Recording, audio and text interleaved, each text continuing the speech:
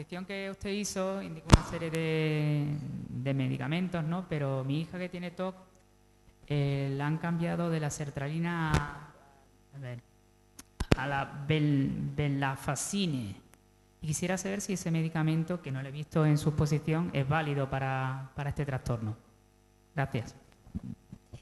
Sí, mirad, la venlafaxina es un antidepresivo que está a medio camino entre el anafranil y la lista esa de inhibidores que yo os he puesto.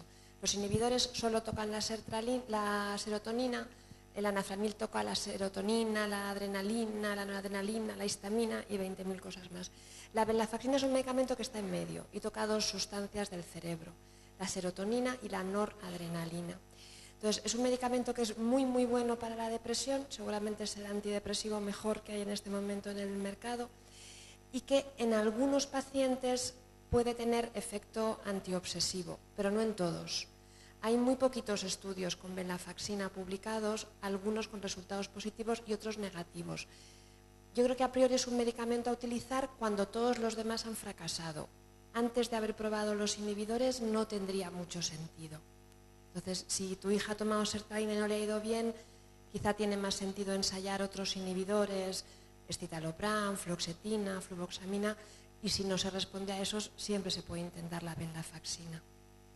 Quería hacer, pero bueno, yo soy de la asociación, llevo solamente un mes y medio, pero como curiosidad, yo tengo TOC, me gustaría saber si el TOC está, no sé, tiene una escala de 0 a 10 y quién puede decir, tú tienes 4, 5, 6, porque, no sé, de alguna manera poder catalogar, en mi caso, cuánto más o menos podría tener y quién me lo podría, si es el psiquiatra, si son las psicólogas. Gracias. Hay escala de evaluación, digamos, que se pasan al principio del tratamiento, ¿no? Y que ayudan a ver también la evolución a lo largo del tratamiento y que más o menos sirven para, pues, como un termómetro, digamos, para decir qué nivel de gravedad más o menos tiene esa persona a partir de la sintomatología que presenta, es decir, cantidad de obsesiones, cuánto las obsesiones le afectan a lo largo del día a día, actividades que normalmente hacía y que ha tenido que abandonar para solucionar, digamos, ese malestar. Pero sí, digamos, hay escalas de evaluación que se utilizan en clínica para eso. Decimos que alguien tiene un trastorno obsesivo-compulsivo y no tiene simplemente síntomas obsesivos que se pueden tener. En general se considera que si los síntomas ocupan menos de 1 hora al día, entre lo que consumes con las obsesiones y los rituales, no tienes un trastorno obsesivo, tienes a lo mejor algunas obsesiones aisladas. A partir de 1 hora al día empezamos a llamarle trastorno. Después, como os decía Tonel, hay una escala que si queréis buscarla se llama Yale-Brown, son dos universidades norteamericanas donde se desarrolló, que es la escala que los clínicos utilizamos, sobre todo cuando hacemos terapia de conducta o cuando damos medicamentos. La Yale-Brown se puntúa de 0 a 40, 20 puntos para las obsesiones, 20 puntos para las compulsiones. Y tú miras cuánto tiempo te ocupan los rituales y las obsesiones, qué nivel de ansiedad te producen, cuánta interferencia en tu vida cotidiana, si luchas o no contra ellas y si eres capaz de aguantarlas. Entonces, más o menos va por tramos de 8 puntos. De 0 a 8, asintomático. De 8 a 16, leve. De 16 a 24, moderado. Esa es la forma de saber, cada uno con sus síntomas, más o menos, pues si tiene un TOC leve, un TOC moderado, un TOC grave, a la hora, por ejemplo, de decidir qué tipo de terapia es la mejor para cada paciente. Os decía, los TOCs leves, terapia de conducta sí o sí. Los TOCs muy severos, pues a lo mejor fármacos y terapia. Es una forma un poco de orientarse. Una pregunta, me gustaría que me explicarais un poco de la asociación y los profesionales que estáis aquí, la experiencia que tenéis en TOC con niños pequeños. O sea, ya tengo un niño con TOC que se ha diagnosticado a los 10 años, pero vamos, desde segundo de primaria seguro que tenía TOC y ha pasado por muchos especialistas, por muchos diferentes diagnósticos, ahora ha sido diagnosticado de TOC, está recibiendo su tratamiento y farmacológico y con exposición y prevención de respuesta y la evolución ha sido muy buena. Entonces, un poco que me habláis de vuestra experiencia. Después, en cuanto al tratamiento farmacológico, decíais que la dosis, por ejemplo, de sertralina tendría que ser de 200 miligramos. Mi hijo está con 50 miligramos y ya ha evolucionado fantásticamente bien. a pesar de que estuvo diagnosticado un trastorno de ansiedad generalizado y con esos 50 miligramos le iba muy bien. Fue retirar el tratamiento y apareció toda su clínica. Otra pregunta, ¿qué es lo que creéis que falláis sobre el diagnóstico temprano en los niños? Porque yo creo que falla mucho, desde los colegios hasta los profesionales incluso.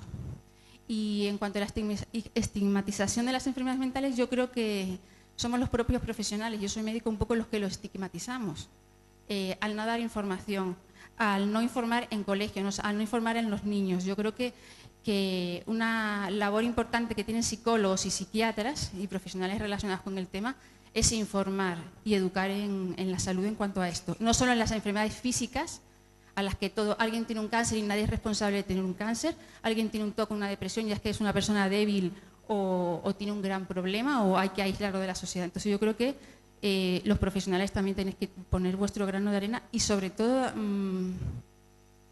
mis felicidades a Aurelio, porque creo que teniendo un niño que lo ha padecido y que llevo tantos años con esto, el sufrimiento que habrá tenido al perder a su hijo y haber sido capaz de levantarse y de formar esta asociación. Gracias.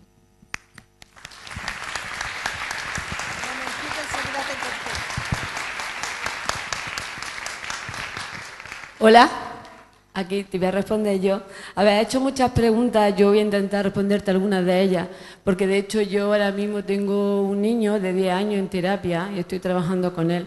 Entonces, bueno, aclararte algunas dudas en cuanto a la parte farmacológica, quizás te podrá asesorar mejor mi compañera. En cuanto a la manera de trabajar con niños, principalmente yo no sé cuál ha sido tu caso o cuál es tu pregunta más concreta. ¿Ha sido con respecto a que cómo se trabaja con niños, has dicho? Sí, pues a ver, con niños se trabaja diferente que con adultos, ¿vale? A un niño la capacidad cognitiva es muy limitada por la edad. De hecho, el niño que yo tengo tiene 10 años también, con lo cual la terapia cognitiva tiene que ser muy breve y muy adaptada sobre todo a la inteligencia emocional que tenga el niño y al CI. Yo intento siempre valorar un poquito el CI que tiene ese niño, sobre todo a la hora de mantener una conversación y un diálogo socrático con él para poder llegar a un entendimiento, porque igualmente hay niños que tienen 10 años y su capacidad mental es de 15, con lo cual cuando le habla, sí, pero tal, pero tú mira, te mira con los ojos como diciendo, pero ¿qué me está diciendo esta mujer, no? Entonces, en un principio, valorar sobre todo la capacidad intelectual del niño a nivel cognitivo y rápidamente pasar a la EPR, porque realmente ellos de parte cognitiva le entienden poco. Y en cuanto a la EPR, ¿cómo trabajo con ellos? Pues sobre todo con juegos. Como he comentado esta mañana, este niño que yo tengo, que al cual quiero mucho, le llama al TOC Joe. Lo hemos despersonalizado, lo hemos sacado fuera de sí. Hemos hecho un dibujo, él ha hecho su propio dibujo de quién es Joe para él y lo tenemos focalizado. Y cuando hablamos con él en EPR trabajamos de una manera figurada, es decir, con juegos y con animaciones, para que no le sea tan severo, porque la verdad que sí, ya sabéis muchos de vosotros que os habéis enfrentado a una EPR, lo dura que es, cómo hacer que un niño con un trastorno de este tipo y con un nivel de ansiedad bastante alto se deje enfrentar a un tipo de situación como esta. Es difícil, la verdad. Cuesta trabajo, pero no obstante se pueden conseguir bastantes logros. De hecho, yo estoy bastante orgullosa de él por la respuesta que está teniendo, con lo cual aquí anima a sus padres que sepan que tienen un campeón ahí y que de aquí a nada está curado. No sé si he respondido a tu pregunta o necesitas alguna otra aclaración. Te paso a la psiquiatra y que te responda.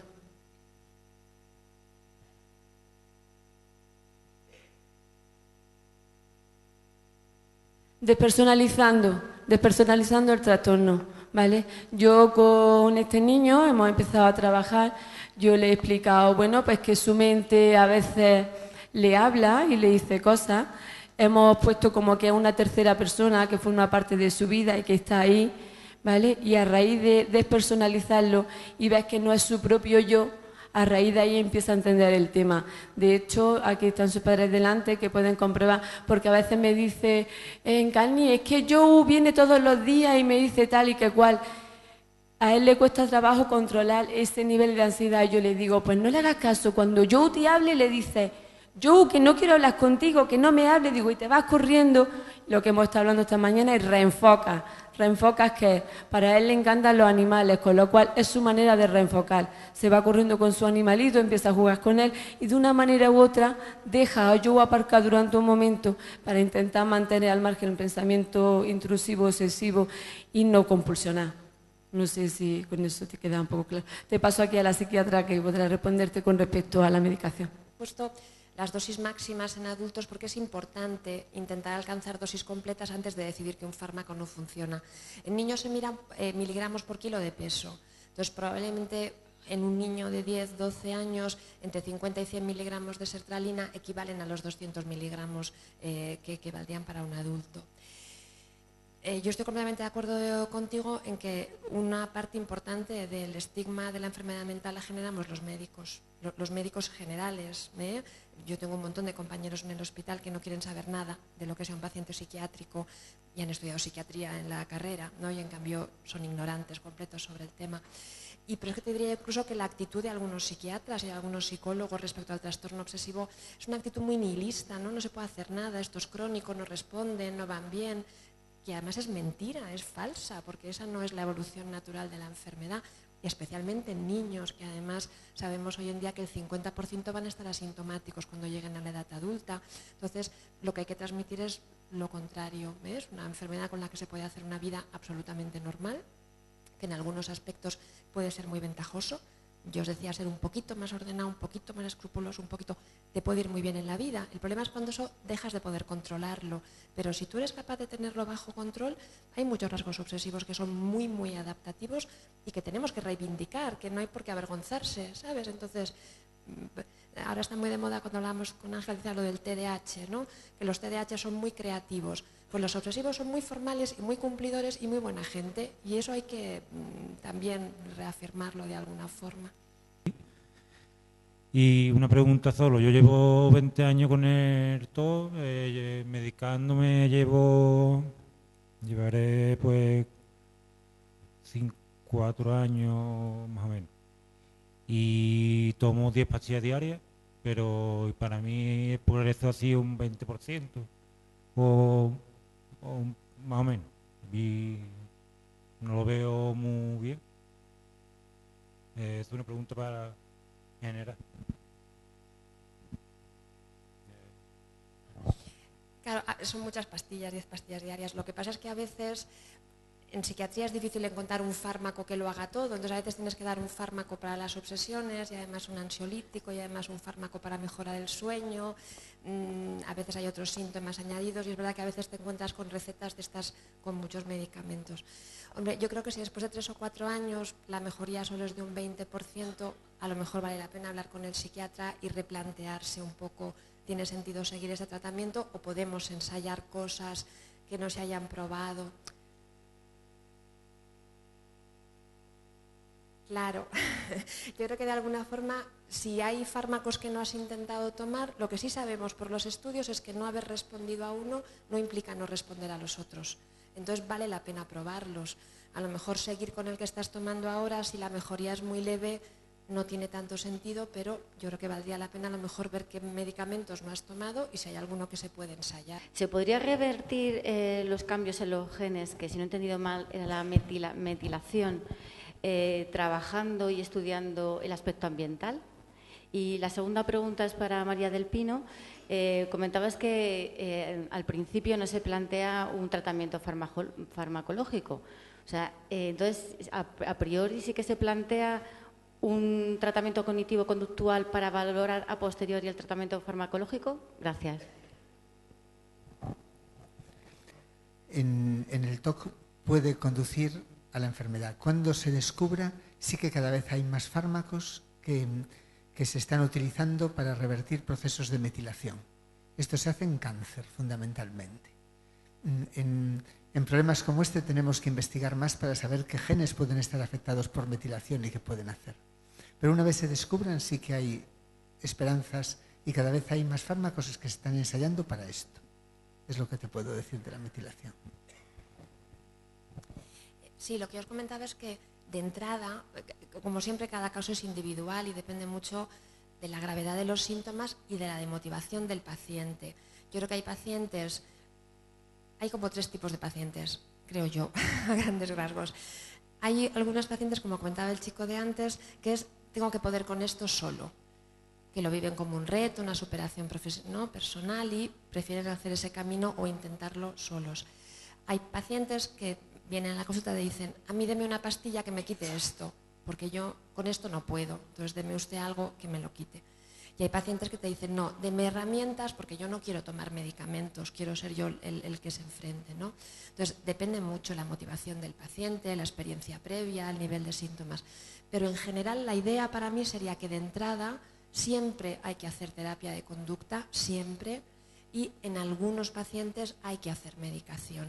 Pero la terapia de conducta debería ser universal para cualquier persona que tenga un trastorno obsesivo. Y en cambio los fármacos dependen. Hola, buenas tardes. No sé para quién, pero os voy a poner un ejemplo. Una niña de 21 años que tiene un trastorno obsesivo-compulsivo. Se agudizó hace 3 años mediante a raíz de una operación de apendicitis que cogió una infección. Y a partir de ahí todo era lavarse, sobre todo para que sus partes íntimas no se infectaran. Eso ha provocado que ahora ningún hombre la pueda tocar ni acercarse a más de 5 metros, que cuando compra ropa interior no puede pagar en la caja donde hay, en fin, todas estas cosas que supongo que conocéis. El problema ahora revertido es lo contrario, ahora no quiere lavarse, ¿no?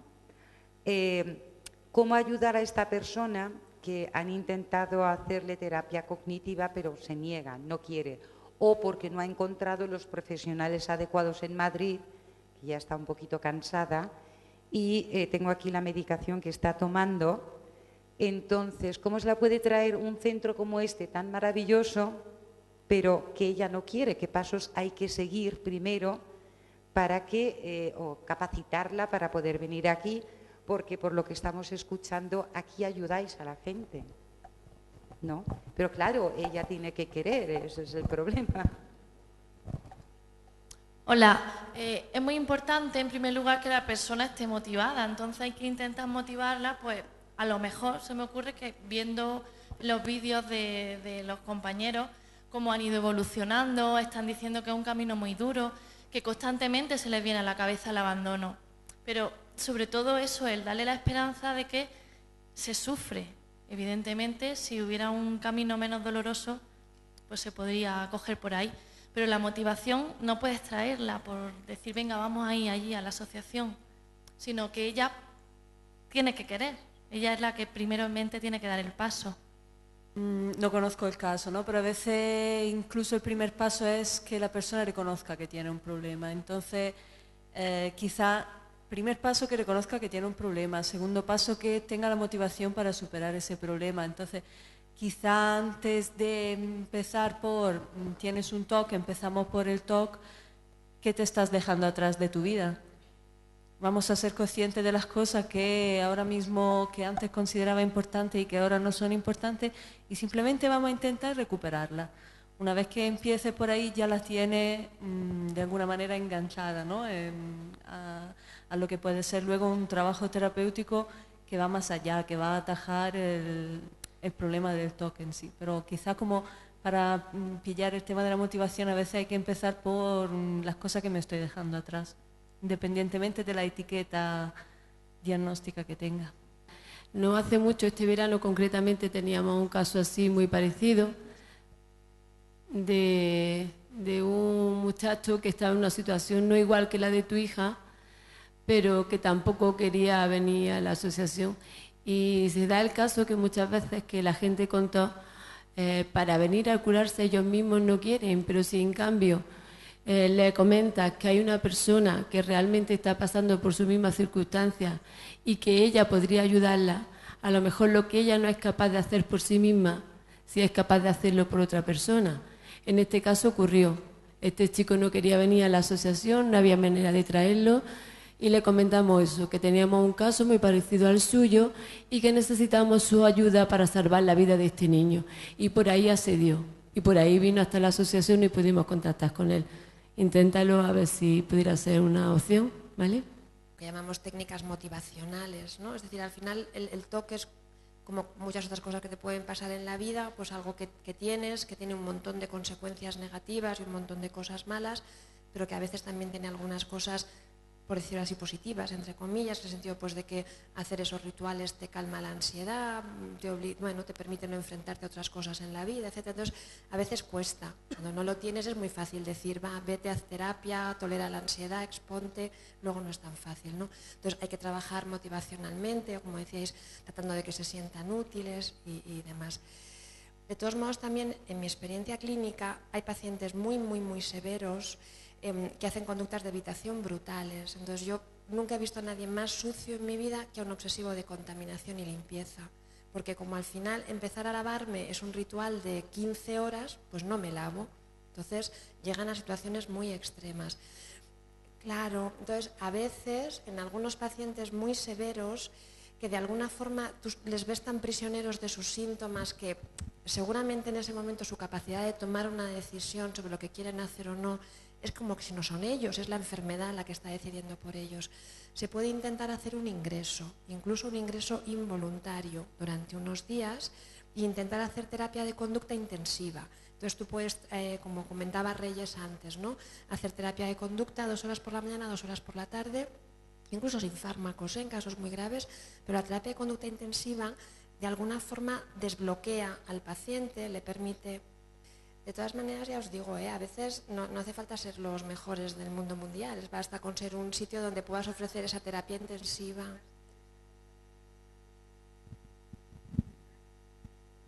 No, y además entiendo que lo vuestro no es un centro hospitalario en el que puedas hacer un ingreso involuntario, claro. De todas maneras...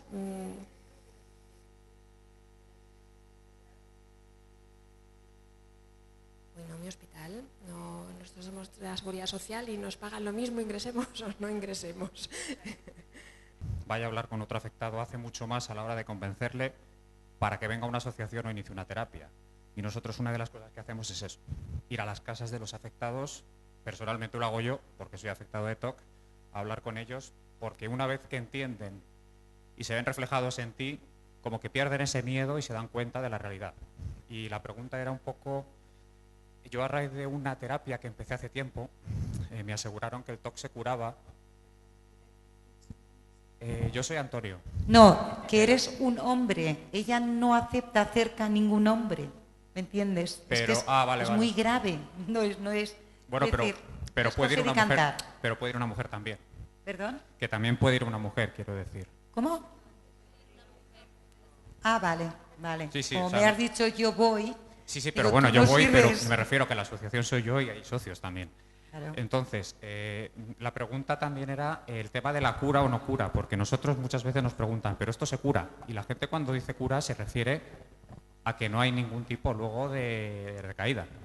Y yo siempre, para mí curarse es la asintomatología que hablabais vosotros, pero me gustaría un poco conocer las opiniones de realmente una cura como el que tiene una gripe y se cura de la gripe. Como muchas veces hemos dicho, pensamiento intrusivo los tiene la población general. Pensamiento que rozan la obsesión todos podemos tener en un momento dado. Entonces, si entendemos la curación por dejo de pensar, porque esa a veces es un poco la idea con la que viene el paciente, ¿no? Las primeras consultas va ahí preguntándole y te das cuenta de que la expectativa es como si fuésemos capaces de eliminarle todos los pensamientos de su cabeza. No, eso no es posible.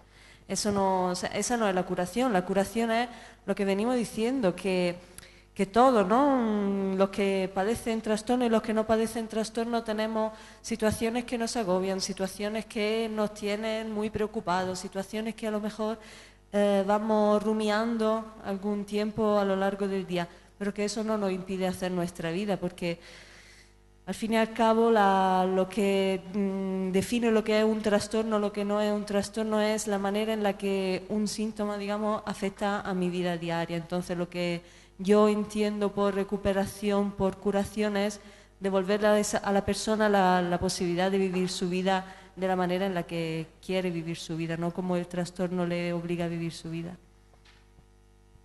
Hola, buenas tardes. Mi pregunta es para la doctora Alonso. Yo soy afectada de TOC y soy de las que pienso que si puedo recuperarme sin tomar medicación, mejor. Pero el problema que yo ahora más me preocupa es que duermo muy mal. Me cuesta mucho dormir. Procuro relajarme y tal, pero que no consigo. Entonces quería saber si había alguna medicación para poder dormir, pero que no me produjera habituamiento y que a lo mejor la tomara puntualmente o que... Bueno, esta era mi pregunta. Y algunas más ya se han contestado. Y antes de que me conteste, pues yo también quiero darle las gracias a Aurelio por todo lo que está haciendo por todos nosotros y al grupo de psicólogas y a todas las personas que componen el Centro TOC Granada. Muchísimas gracias por todo y a todos. Muchos pacientes con trastorno obsesivo con problemas de sueño. De hecho, hay algunos estudios muy bonitos sobre cómo el no dormir empeora los síntomas, hace que los síntomas obsesivos se empeoren, porque digamos que cuando dormimos, nuestro cerebro, una de las cosas que hace es organizar bien la información y dejarla donde debe. El hecho de que durmamos mal contribuye, por ejemplo, a que tengamos más dudas, a que estamos menos seguros de las cosas. Entonces hay muchos pacientes con trastorno obsesivo y problemas de sueño. Hay distintas familias de fármacos que se pueden ensayar para el insomnio. Entonces las hay que no crean problemas de tolerancia y de adicción y que se pueden tomar más ocasionalmente. Y las hay que son tratamientos un poquito más continuados, que a veces sí tienen ese riesgo un poco de generar tolerancia. Después, si quieres, lo hablamos, me dices que has tomado que no y podemos ver, pero hay distintos medicamentos y los hay que se pueden utilizar de forma puntual sin necesitarlos después, tanto que se acostumbre tanto el cerebro a dormir con ellos, pero sí que hay cosas que podemos mirar si quieres, ¿sí? Bueno, que yo también quería aportar mi granito, y mi granito es que yo todos me hace sufrir, pero entre comillas yo lo utilizo. Soy una persona que hago muchas cosas, que tengo una empresa y entonces de esta manera yo me aprovecho del TOC. Si alguno sirve, pues estaré encantada de la idea.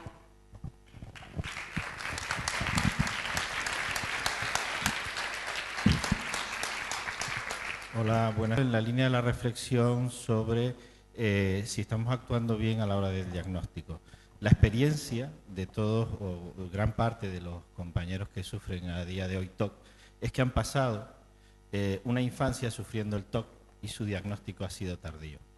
Desde el punto de vista de los especialistas, creo que hoy día el desconocimiento de la sintomatología del TOC está produciendo un efecto de diagnóstico tardío.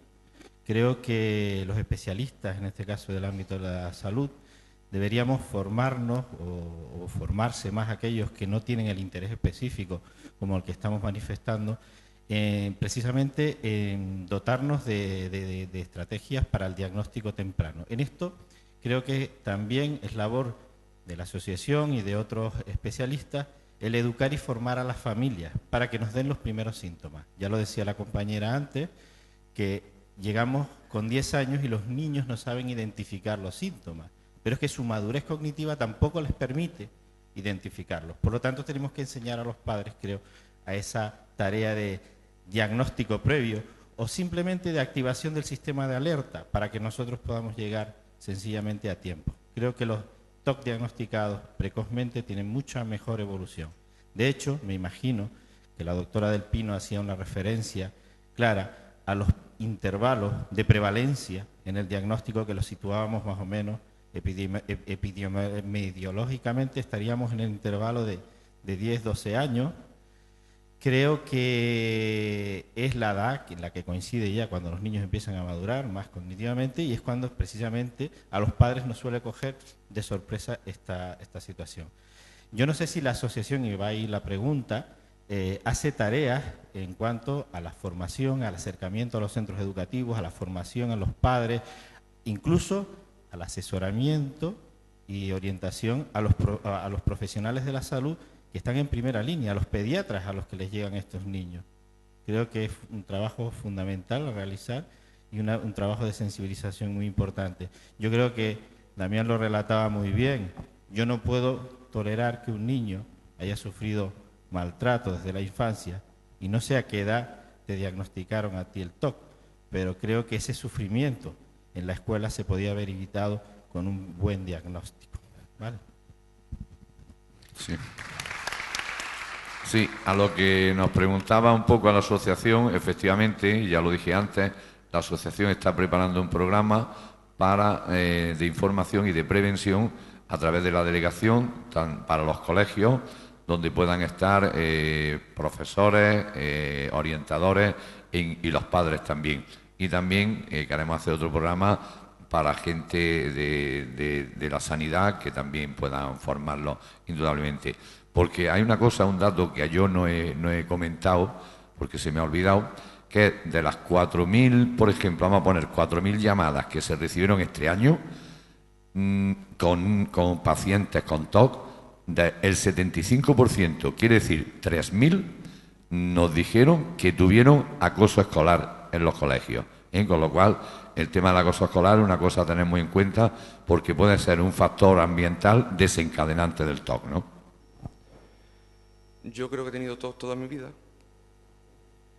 pero sin embargo cuando el psiquiatra me mandó para hacer una terapia cognitivo-conductual al psicólogo, me sometió a un test que lo único que indicaba es que tenía ansiedad. El psiquiatra me dijo que él seguía creyendo que yo tenía un trastorno obsesivo compulsivo. Yo no soy psicólogo ni soy psiquiatra, pero sé lo que tengo, o por lo menos lo siento. Y entonces el psiquiatra me respondió que en ese momento puede ser que la ansiedad tapara el trastorno obsesivo compulsivo.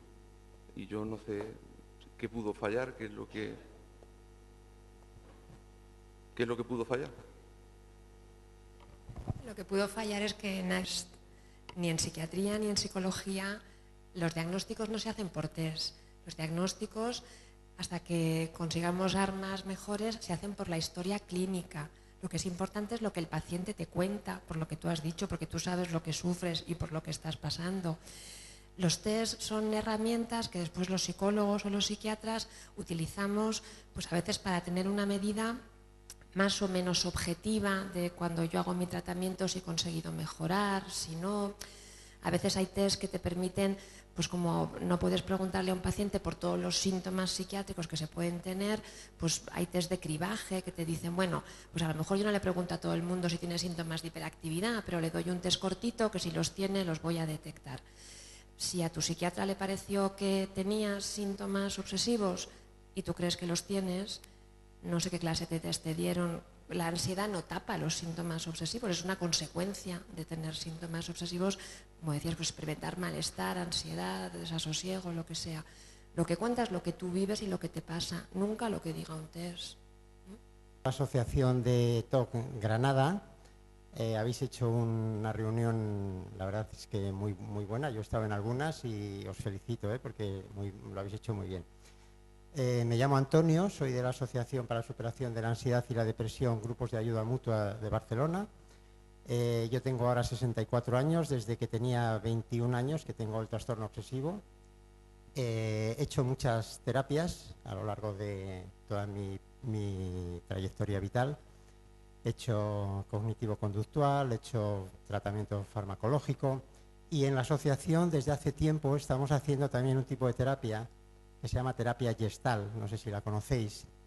Y yo personalmente también desde hace unos años estoy haciendo un tipo de terapia también que es psicología transpersonal, que a mí personalmente me está yendo muy bien.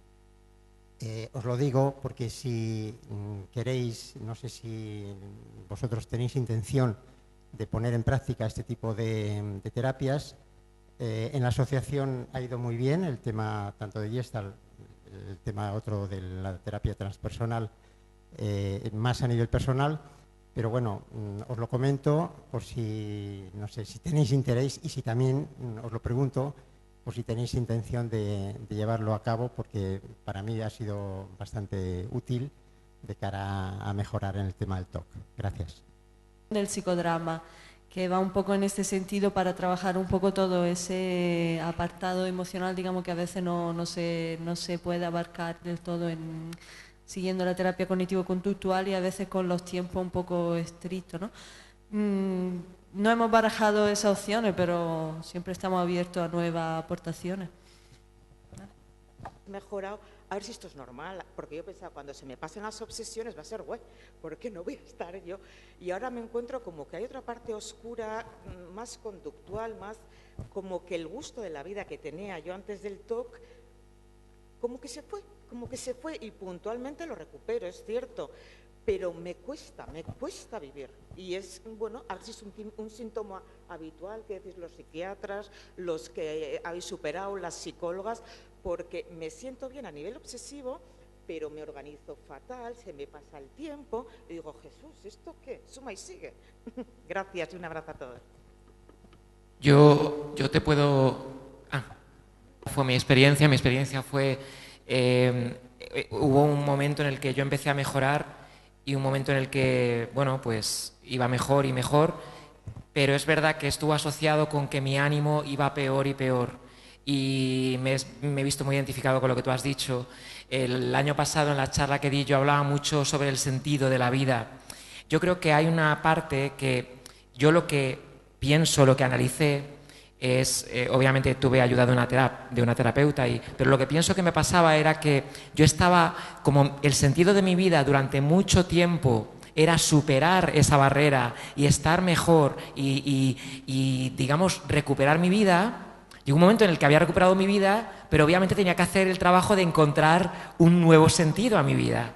Y yo creo que es importante, por lo menos para mí fue muy importante, hacerme consciente de que tenía que darle un nuevo sentido a mi vida, porque es verdad que, digamos, es como si vas a correr una maratón y ya has llegado a la meta. Obviamente te tendrás que, bueno, pues darle un nuevo sentido a tu existencia, ¿no? Y para mí es verdad que fue muy importante eso, reenfocar el sentido de mi vida. O sea que yo sí he pasado por eso y personas que conozco, que he conocido a lo largo de mi periplo por asociaciones y tal, que parecen TOC, quiero decir que no es tan... No voy a decir que es común porque no sé hasta qué punto es, pero he conocido a muchas personas que han pasado por lo mismo que nosotros. Y le paso el micro a la compañera. Gracias. Patricia, a ver, se me ha dado el caso ya en más de una ocasión de gente que viene con trastorno obsesivo compulsivo y se tira muchos años conviviendo con él. Y a veces me dicen en terapia, pero es que si me lo quito, ¿ahora qué? Si es que yo no sé vivir sin trastorno obsesivo compulsivo. Pero entonces, ¿cuál sería mi personalidad? Llega un momento que es que el TOC se convierte en vuestra propia personalidad, en vuestra propia identidad como persona. Incluso llegan a tener miedo de que si se me va el TOC, ¿ahora quién soy yo? ¿Ahora a qué dedico mi vida? Yo creo que te encuentras justo en ese momento, ¿vale? Que te has tirado mucho tiempo viviendo con esta patología y ahora realmente te ves un poco diciendo para dónde tiro.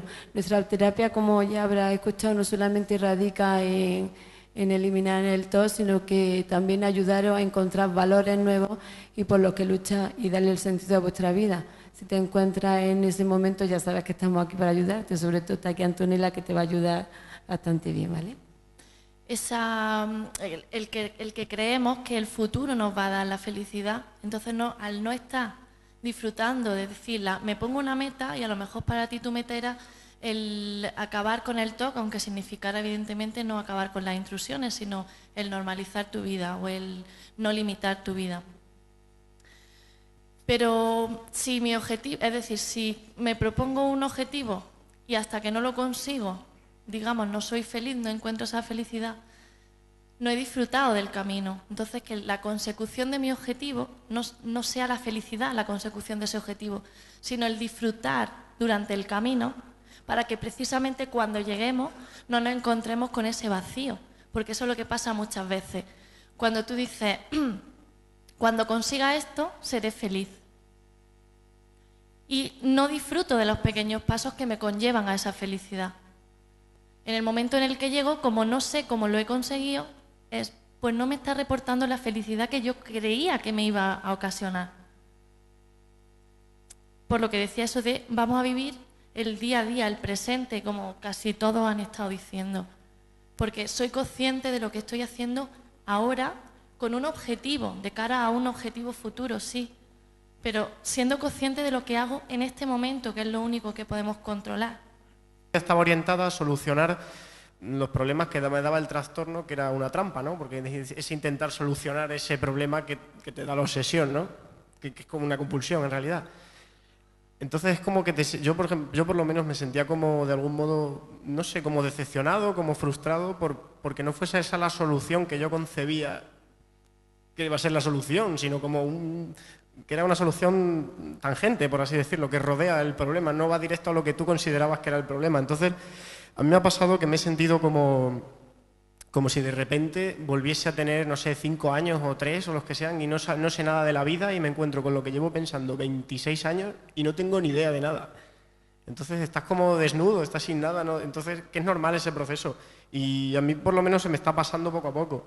Y la manera de decir, no sé, seguir con las cosas que hacías antes, pero sin ese enfoque de todo como un intento de solucionar esa obsesión, esa necesidad obsesiva de solucionar algo que tenías antes, sino, no sé, poco a poco ir retomando tu vida normal, pero aceptando que a lo mejor la solución no es la que tú creías, ¿no? Sino diferente. Una enfermedad mental. Y yo reconozco los síntomas que tengo un hermano mío que es esquizofrénico. Y yo cuando no tenía tan grave el TOC, le veía a mi hermano una inconstancia, se apuntaba a todo, no iba a nada, mirando el techo, nunca tenía... Y digo, Jesús, este hombre sí es como una planta. Y ahora me veo yo así y digo, ¿será quizás el envoltorio de la enfermedad que tenemos? Quiero decir que tenemos que aprender a vivir con este vacío existencial, con esta apatía y no pasa nada. Como aprendes a vivir con la impaciencia, con el desorden. Yo no sé si va un poco por ahí, porque yo sí veo, cuando he ido a alguna sociedad, o no sé si es de la medicación, también digo, ¿será la medicación que me seda y me atonta y me da cansancio? Es que... No sé dónde es. Ah, ahora. Y bueno, sí, es que ahora digo, carajo, jolín, con lo que me ha costado llegar hasta aquí, y digo... ¿Cuándo me va a tocar? ¿Cuándo me va a tocar saborear un poquito de aquello que dejé? Gracias. Y se ha insistido mucho en la importancia de la terapia para la recuperación y quisiera saber qué éxito puede tener la terapia en el caso de una persona con una capacidad intelectual limitada, que tiene problemas para verbalizar aquello que siente, que lo hace de forma muy primitiva y que también tiene dificultades para entender lo que le dicen. Muchas gracias. Inteligencia, ¿no?, con el que nos enfrentamos y adecuar todas las que son las estrategias a ese nivel, porque, por ejemplo, todo lo que hemos estado diciendo antes de terapia cognitiva probablemente no se puede trabajar, pero se puede trabajar quizá desde un punto de vista mucho más sencillo, ¿no? Quizá no me pondría a hacer un diálogo socrático, pero hay cosas que igualmente se pueden trabajar y al fin y al cabo es pues lo mismo que se va a hacer un poco cuando se trabaja con niños, ¿no? Adecuar toda la estrategia a un nivel de inteligencia diferente, a un nivel de capacidad de abstracción diferente. Lo que es dificultad para verbalizar lo que se siente, se puede trabajar y al principio, ¿no?, he empezado hablando de la regulación de la emoción. Al fin y al cabo, lo que decíamos, las emociones son, si lo queremos ver muy básicamente, son reacciones fisiológicas. Entonces, sin ponerle esa etiqueta de siento una sensación de pérdida, siento una sensación... Me duele el estómago, vale, ¿cuándo te duele el estómago? Cuando pasa eso y otro. O sea, hacerlo todo mucho más sencillo y la parte conductual, sin problema. La parte conductual es una aproximación muy directa y muy sencilla, muy básica. Te enfrento a ese problema, vamos a quedarnos aquí hasta que ese nudo en el estómago va pasando, ya verás que va pasando sin necesidad que hagas nada y así una y otra vez se puede alcanzar la habituación y el aprendizaje. Yo he estado trabajando con colores, ¿vale? Yo al niño que he comentado antes, porque él no conoce toda la variedad de emociones que existe, por la cual se puede sentir uno, pues he estado trabajando con colores. Le he presentado distintas caras con distintas emociones que él ha reconocido, y a cada una de esas caras le ha dado un color según él se ha sentido cuando ha expresado esa cara. Entonces, a partir de ese momento en el cual ya él ha conocido una emoción y la ha interpretado o la ha identificado con un color determinado, he seguido trabajando con él con colores. Porque, por ejemplo, sigo con el mismo ejemplo, para este niño el verde era estar feliz. Entonces, muchas veces cuando hablamos le digo, ¿cómo te sientes? Él me dice, me siento verde, ¿vale? Pues el mismo caso, en este caso se podría trabajar de una manera muy parecida, con colores y con símbolos que de una manera él pudiera expresarse. Y yo le pregunto, y le quería preguntar a Antonella, que hay veces que dudo, me da miedo de que el hecho de hablar tanto de la enfermedad, pues eso él lo convierta también en una compulsión, el hablar tanto, ¿no?, de todo lo que se siente y todo. Y también aprovecho para decirle que estoy súper orgullosa de él. Gracias. Yo a veces con las personas con las que trabajo les recomiendo que fuera de la consulta, una vez que han hecho su trabajo de exposición, se olviden del trastorno, porque también estar hablando siempre del trastorno, de la enfermedad, hace que la enfermedad sea lo más importante en mi vida. Y eso no es lo que queremos. Entonces, muy bien para la relación que habléis, muy bien que sepa que puede contar contigo, que te tiene en cada momento, pero también podéis hablar de los problemas en el trabajo, a lo mejor, de los problemas de la cola en la caja cuando he ido a comprar al Mercadona, de esas cosas que son también compartir, pero compartir vida, no TOC, ¿vale?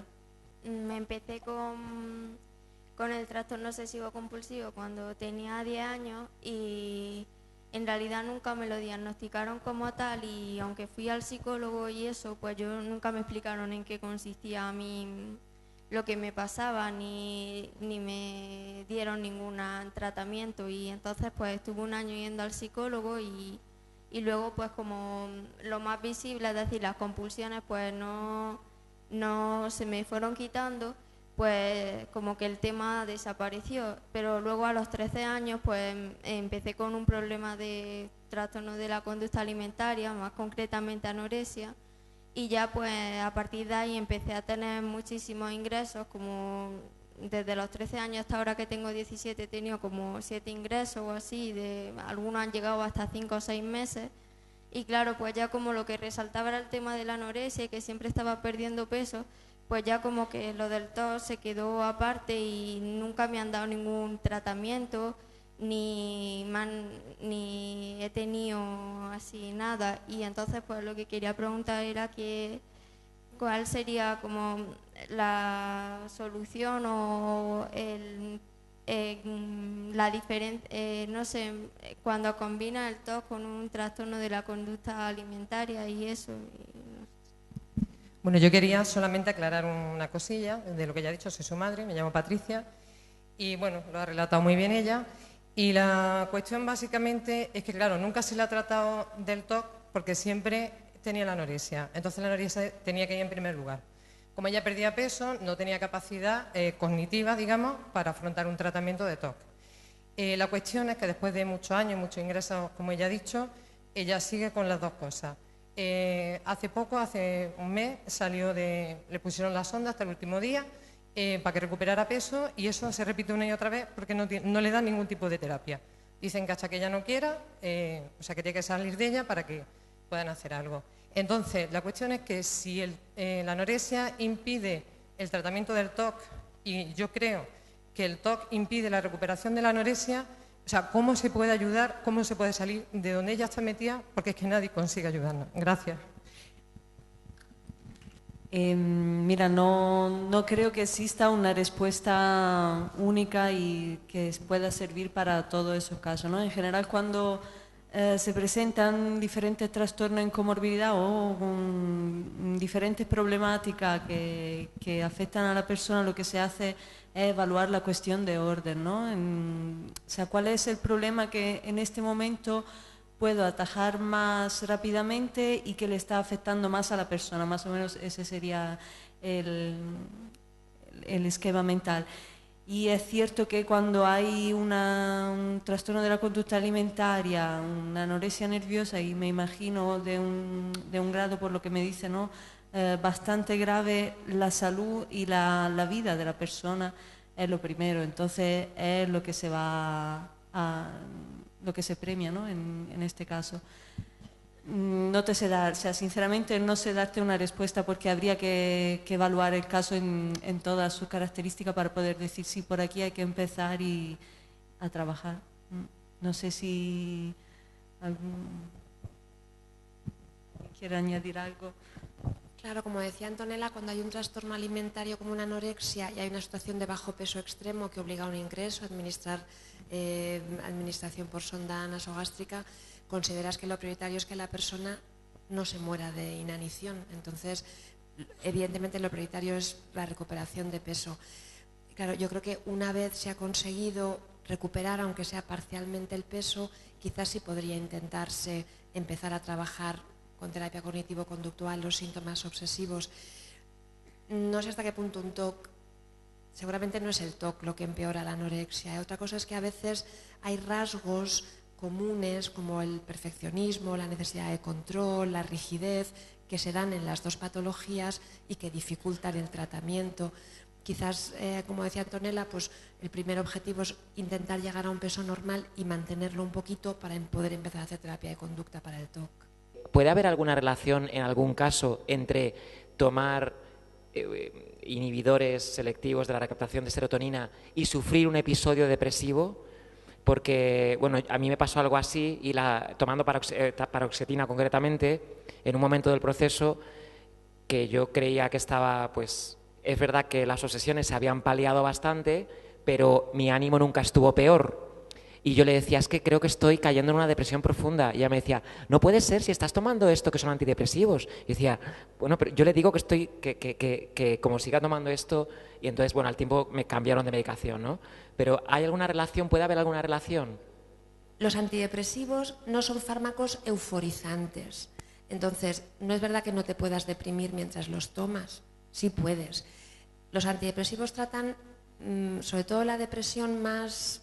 Hay como dos tipos de depresión, una depresión más reactiva a las cosas que te pasan y al proceso mental que tú haces, y después hay depresiones que son muy endógenas, muy biológicas. Los antidepresivos funcionan muy bien para las depresiones endógenas y bioquímicas. Yo creo que si hay un momento de tu vida en que, como comentabais, ¿no?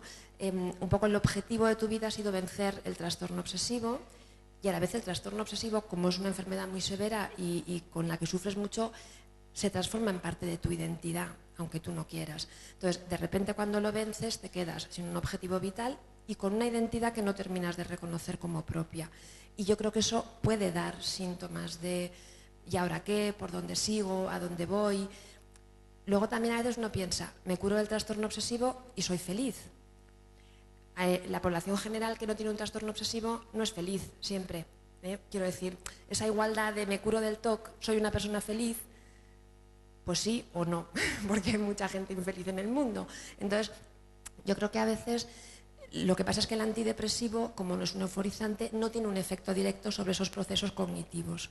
Y luego, sí que es verdad, como comentaba vuestra compañera, que los antidepresivos, algunos, producen un efecto paradójico, por ejemplo, de apatía o de distancia emocional con las cosas. Mis pacientes muchas veces dicen, es que no puedo llorar, desde que yo me tomo esto que usted me da, pues no estoy tan triste, pero tampoco estoy tan contento. Es como que todo me resbala y que las cosas me dan más lo mismo. Y a algunas personas esa especie de anestesia afectiva les molesta mucho y les desagrada. Y les produce una sensación de yo no soy yo, mis emociones no son las mías, y eso no les gusta. Y entonces, cuando alguien lo vive así, yo creo que tiene sentido intentar bajar el antidepresivo o a lo mejor buscar otra familia de antidepresivos que no te den esa sensación como de emociones falsas, que no son tuyas. Quería hacer dos preguntas a la psiquiatra. Déficit de atención asociado con TOC. ¿No puede ser que el TOC sea la causa del déficit de atención de ese niño en clase? Lo digo con respecto a mi hijo. Porque lo que se quejaban los profesores es que parecía que el niño estaba en las nubes, que no atendía, y se enfocó por ahí. Entonces, al final, lo que se ha visto que era el TOC era el causante del déficit de atención. Esa era una pregunta. Y la otra, señora. el niño no se concentra y eso le puede pasar por muchas cosas. Le puede pasar porque tenga un pensamiento obsesivo intruso, entonces no puede estar pendiente de lo que le cuentan en clase porque él está con su pensamiento o con su ritual mental, ¿no? Le puede pasar, yo qué sé, porque esté muy deprimido y no pueda concentrarse, porque esté sufriendo acoso escolar y no pueda concentrarse. Entonces, no poder concentrarse en sí no debería ser un diagnóstico. Claro, si alguien no tiene ninguna otra causa y además no puede concentrarse, pues es cuando decimos que tiene un déficit de atención. Y eso sucede a veces con los niños con TOC y además normalmente el déficit de atención empieza antes. El déficit de atención empieza a partir, cuando es un TDAH real, empieza a manifestarse desde los 5 o 6 años de vida. Son niños que ya nunca han conseguido concentrarse. En cambio, la mayoría, incluso los que decir yo nací con el TOC, la mayoría de los pacientes obsesivos son capaces de recordar los primeros síntomas a los 6-7 años de vida, porque antes es muy difícil atribuirle a un síntoma un significado como para que tú luego te acuerdes de él. Entonces, normalmente los síntomas atencionales son más precoces y después aparece el TOC y después muchas veces aparecen los tics. Sigue un poco ese proceso. Sí, por ejemplo, con respecto a lo que dice, mi hijo te define muy bien. O sea, yo empecé a tener problemas a partir de segundo de primaria. O sea, él lo recuerda perfectamente. Ese es el año, son los 7 años. Los 7 años es un poco la edad que muchos asocian. Y una pregunta, en su experiencia, ¿tiene casos de niños con tratamiento crónico con la medicación? Claro, de hecho mi experiencia es esa, porque yo soy psiquiatra de adultos. En Barcelona hay una unidad muy buena de psiquiatría infanto-juvenil en el Hospital Clínico que lleva la doctora Luisa Lázaro y ellos visitan niños. Entonces, de esos niños que Luisa visita, la mitad se curan y dejan de necesitar psiquiatras ni psicólogos. Y esa otra mitad que no se cura, después nos llega a nosotros. Claro, nosotros tenemos muchos pacientes en el hospital a los que yo veo cuando cumplen 18 y tienen síntomas desde los 7, 8, 10, 12 años de vida y los casos graves han necesitado medicación durante todo ese tiempo. De todas maneras, no hay que cansarse de luchar. Tú puedes estar 10 años con los síntomas, por ejemplo, lo que decíamos de las cosas motivacionales. A veces un niño, por madurez, por neurodesarrollo, su capacidad para luchar con los síntomas es más limitada y a partir de la adolescencia se motivan más. Se quieren echar un novio o una novia y entonces empieza a ser importante no hacer rituales, cuando a lo mejor en la infancia los rituales le molestan a tu papá o a tu mamá, pero a ti no te molestan tanto, ¿no? Entonces, bueno, incluso los pacientes que cuando llega la adolescencia persisten los síntomas, hay que seguir trabajando y hay que buscar motivos para motivarles y pues que quieran salir adelante. 5 años con la paroxetina y realmente me vino bien, estaba mejor, estaba más equilibrado y decidí bajarla levemente a la mitad, 10 miligramos, con el médico de familia porque no tenía ningún diagnóstico de TOC. Y digamos que justo al bajarla fue el peor episodio de mi vida. Horrible, pero como nunca jamás me había sentido. Es decir, empezaron a darme angustia, cosas que jamás en la vida me habían dado angustia, que eran las líneas del suelo, la rugosidad, unas cosas que dices, en la vida yo podría tener mi ansiedad, mis obsesiones, pero de pronto fue como una bomba, ¿no? Y de hecho he tardado 4 años en recuperar algo de la estabilidad y subiendo la medicación mucho. Entonces, claro, cuando yo oigo hablar muchas veces de y bajas la medicación, yo digo, yo en la vida podré bajar la medicación porque de alguna manera mi cerebro se habrá adaptado a ella y tampoco conozco mucha gente que le haya pasado lo mismo porque conozco gente que dice, no, yo la bajo, la subo, me la quito, me la pongo y digo, no, yo no puedo hacer eso. Entonces yo no sé si has tenido más experiencias con ese tipo de cosas o no, bueno, conocer tu opinión. De hecho, lo normal es que tú tengas un margen de maniobra y puedas subir y bajar medicación y después los pacientes no necesitan psiquiatras para subir y bajar medicación, se la suben y se la bajan a veces, pues porque también ellos son los que padecen los síntomas y saben los que necesitan un poco más o un poco menos, ¿no? Yo creo que es una cosa de cooperación entre todos. Claro, pueden pasar 2 cosas ahí. Algunas veces tú puedes estar tomando un antidepresivo que está modulando los niveles de serotonina de tu cerebro y que de alguna forma está manteniendo los síntomas a raya cuando son muy leves, de forma que al principio a lo mejor tú tienes más síntomas de fobia social y alguna obsesión muy leve.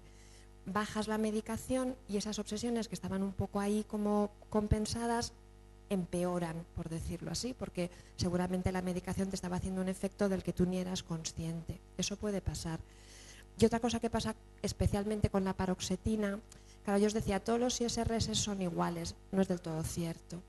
La paroxetina es un muy buen antipánico, anticrisis de ansiedad, es un muy buen antifóbico social, pero de hecho de todos los ISRS es el peor antiobsesivo, por decirlo así, es el que menos potencia tiene y es el que más produce disfunción sexual con diferencia respecto a los otros y el que más da una cosa que se llama síndrome de discontinuación. Cuando yo he estado tomando fármacos serotoninérgicos mucho tiempo, mi cerebro se ha acostumbrado a tener más serotonina en las neuronas, a que haya más tiempo la puerta abierta. Imaginaos el ejemplo que yo os ponía de la puerta, ¿no? Si yo voy a un bar porque sé que la puerta está abierta de 9 a 12 y voy al bar tranquilamente y me encuentro que de repente la puerta solo está abierta de 9 a 9:10, ¿no? Entonces, de repente hay un problema. Y eso pasa a veces en el cerebro.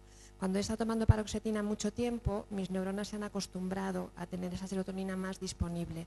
Cuando yo quito la serotonina, especialmente si la quito rápida, de repente a mis neuronas les cuesta acostumbrarse y puedes experimentar muchos síntomas físicos, dolor de cabeza, náuseas, mareos, dificultad para dormir y como rebotes de la ansiedad. A veces si lo toleras, aguantando 4, 5, 6 semanas, la neurona consigue estabilizarse solas y otras veces no te queda otro remedio que poner otra vez el fármaco. Lo que puedes hacer entonces es sustituir uno por otro. Poner, por ejemplo, escitalopram, que no cuesta luego tanto modificarlo, entonces durante un tiempo los llevas los dos, luego vas quitando la paroxetina mientras estás cubierto con el escitalopram y juegas un poco con los dos medicamentos. No. Yo creo que puedes volver a intentarlo, a lo mejor más lento. En lugar de bajar 10 miligramos, bajar 5. Todos estos medicamentos existen para dispensarlos a niños en jarabe. Entonces, a veces en adultos, si quieres bajar muy poco a poco, lo das en jarabe.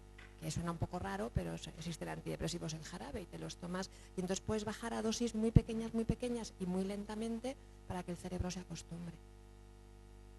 Bueno, pues quería deciros que vamos a dar por finalizado el cuarto reunión nacional de TOC. Quería comentaros que si algunos, como ha pasado en años anteriores, entre vosotros queréis quedaros aquí charlando un ratito, tal y cual, que no hay problema ninguno, porque ahora vamos a preparar un poquito esto, porque luego va a empezar a pinchar música nuestro DJ Javi, luego va a haber a las 10 de la noche un karaoke y luego seguiremos pinchando música. Allí habrá una barra para el que quiera tomar algo, lógicamente ya pagando, pero a precios normales y tal.